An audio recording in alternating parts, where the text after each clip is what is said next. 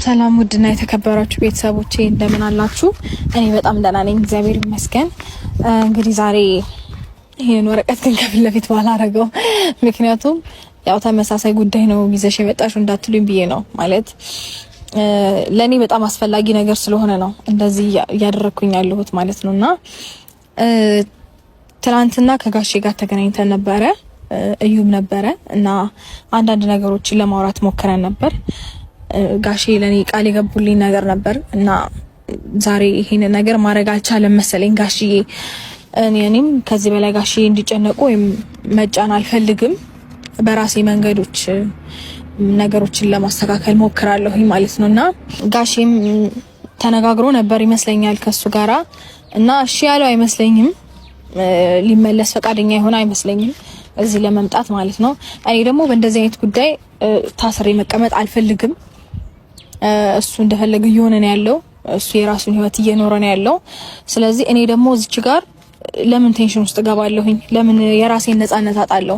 ማለት ብዙ ነገሮችን መስራት ፈልጋለሁኝ፣ በጣም ብዙ ነገሮችን ማከናወን ፈልጋለሁ። በዚህ ሰዓት አሁን ላይ ምንም አይደለም፣ ጥሩ ሁኔታ ላይ ስላለሁኝ ማለት ነው። ስለዚህ ከሱ ጋር ያለኝን ጉዳይ ግን ሙሉ ለሙሉ ጨርሼ ራሴን አምሮዬን ፍሪ ማድረግ ፈልጋለሁ። ከብዙ ነገር አንጻር ፍሪ መሆን ስላለብኝ ይሄንን ነገር ማስጨረስ አለብኝ መጀመሪያ። ስለዚህ አሁን እዚህ ኖባና አቡሻ መተዋል። ስለዚህ እነሱን አግኝቻቸው ከነሱ ጋራ አብሬ መሄድ ፈልጋለሁ ማለት ነው ወደ ኩሪፍቱ።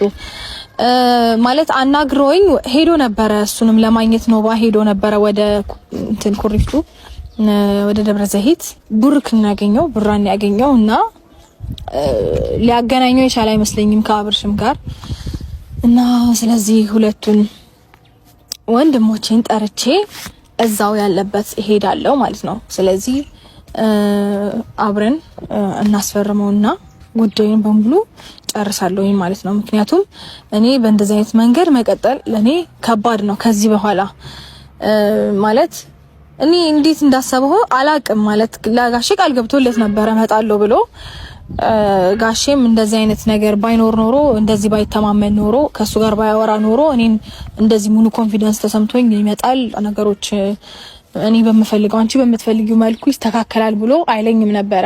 ያው እኔ የምፈልገውን ነገር ታውቃላችሁ፣ ግልጽ ነው። እቺን ወረቀት ፈርሞልኝ ሰላሜን ማግኘት ብቻ እና እዚህ ወረቀት ላይ የሚፈርምልሻል መጥተን ተነጋግረን ችግር የለውም የሚፈርምልሻል ብሎኝ ነበረ። ስለዚህ ይሄንን ነገር ደግሞ ለማድረግ ተነጋግረው ነበር ማለት ነው መጀመሪያ። ምክንያቱም ጋሼም በዚህ ልክ እርግጠኛ ሆኖ ለኔ ቃል አይገባልኝም ነበር። ባያወሩ እመጣለሁ ብሎ ነበር ጋሼም የተናገረው።